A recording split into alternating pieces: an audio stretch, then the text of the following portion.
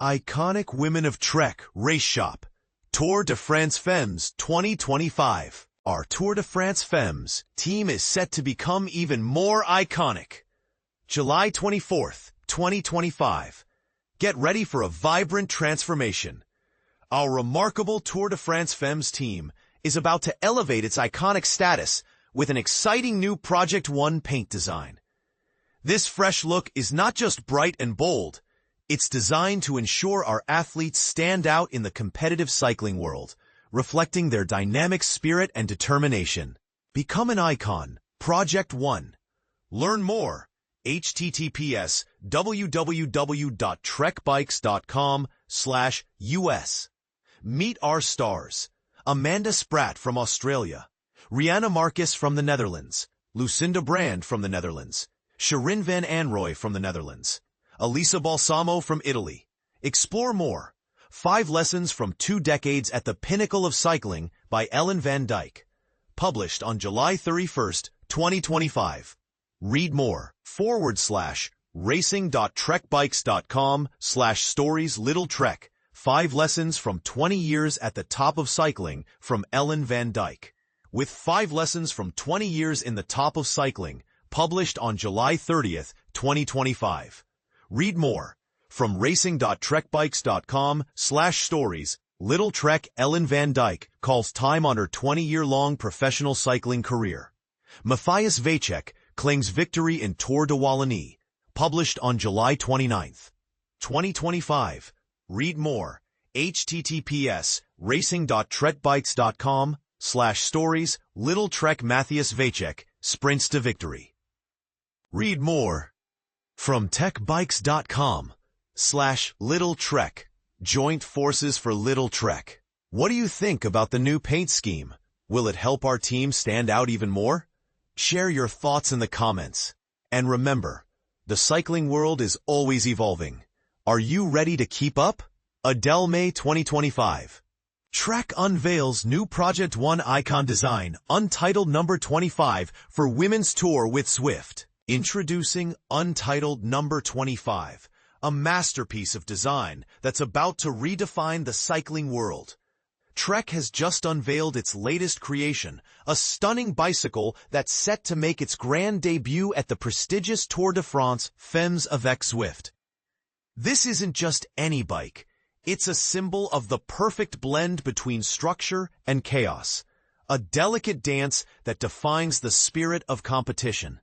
Untitled number 25 is the newest addition to Trek's exclusive Project One Icon custom paint series, and it's a true work of art. Its clean geometric lines contrast beautifully with expressive splashes of paint, creating an aesthetic that's both modern and inspiring.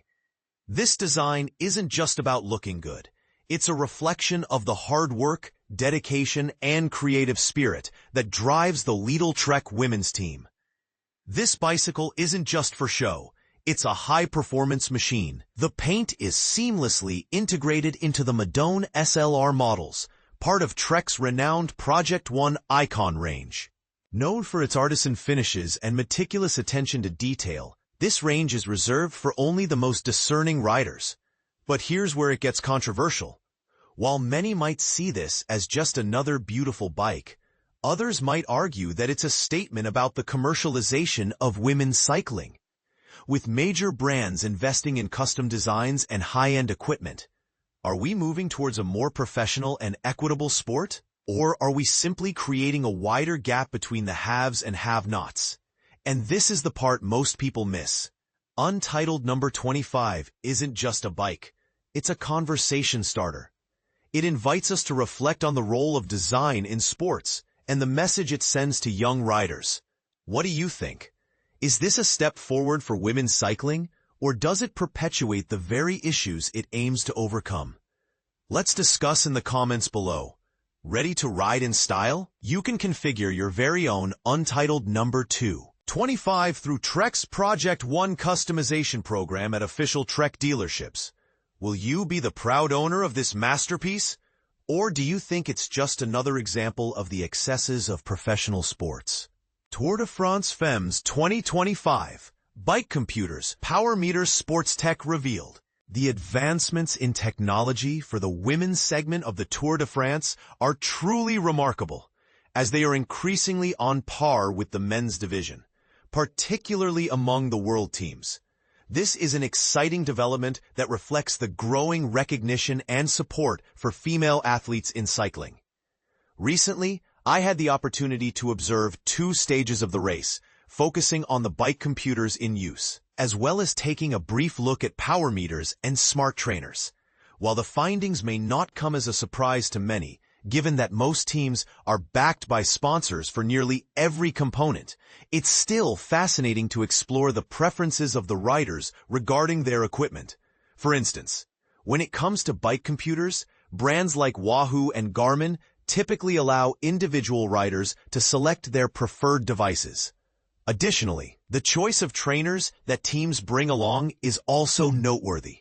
In the 2025 edition of the Women's Tour, there is no time trial stage, which simplifies logistics for the teams significantly. Without the need to transport 2 complete sets of bikes, teams can opt for lighter and more compact trainers, which are generally used only briefly before certain stages and often by just a handful of riders.